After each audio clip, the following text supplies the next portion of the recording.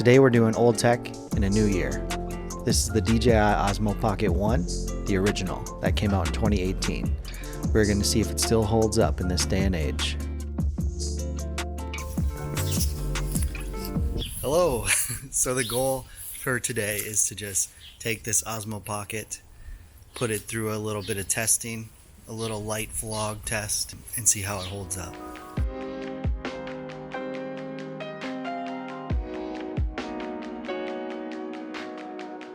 So we have made it to Minnehaha Park, so hopefully we'll check out the waterfall, the river, check out the slow motion of this camera, see how it does at noon with all this sunlight and the wind with the audio. Lots of good testing going on here today, folks. Lots of good stuff.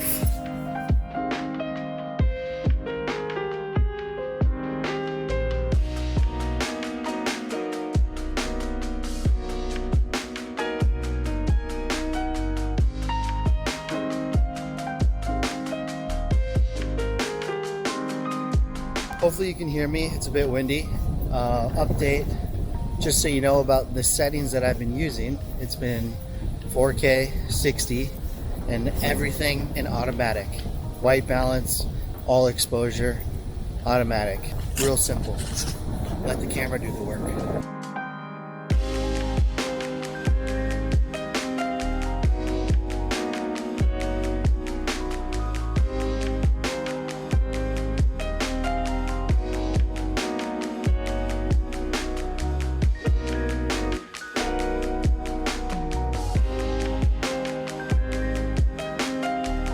We made it to the waterfall. I doubt you can hear me, but here it is in slow motion now.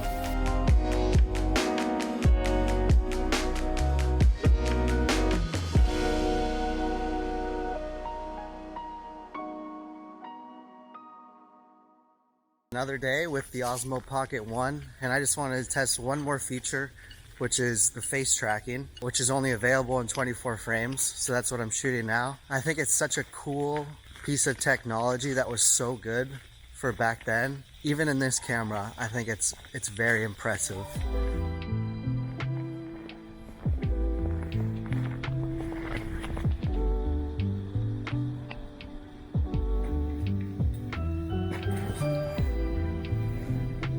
We got light, we got dark. Light, dark.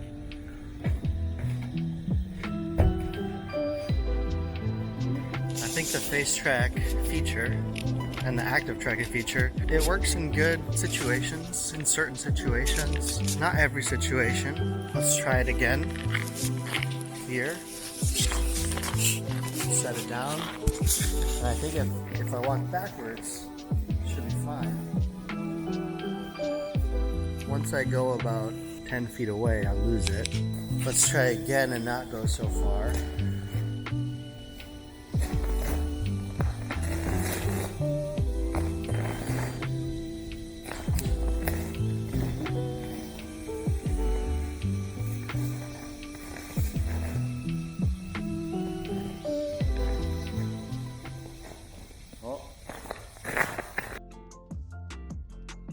So the last test is something that is not something you would typically do with this camera. It is going to be involving this talking head right now. So I have this camera and the Osmo Pocket. In the Osmo Pocket now, I have done all manual settings. I have customized all the settings to what I think looks best in this scenario. And then I have my Lumix over here. Hopefully you can tell the difference, but let's see if it holds up to the Pocket right here. How does it look?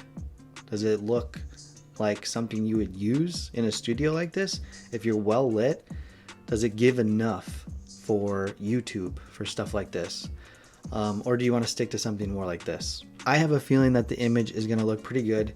And what's cool too is it's also on face track, which if I stay centered, if I stay in the frame that I want it to be in, it will stick to what I want. So final thoughts on the Osmo Pocket in 2024. I think that the camera is still really fun and really usable, especially if you can get your hands on it for cheap. The price point is much lower than the Osmo Pocket 3. Back then when it came out, it was a one of a kind, and still I think the Osmo Pocket series is a very unique set of cameras that is very specific to what it's kind of going for, which is vlogging, and not exactly studio setup, even though, I don't know, you tell me. I don't think I'm going to upgrade to the Osmo Pocket 3 anytime soon. I'm going to use this until it dies. I'm actually going to be bringing it with me on a trip that I'm taking in a week. Obviously there's flaws, but I think the camera is still really cool. So let's end on the lovely Osmo Pocket 1. I think you're a great camera.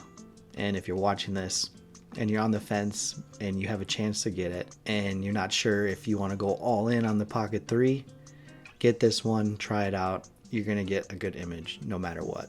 Thanks again for watching. I appreciate it a lot. I'll see you in the next one. Cut.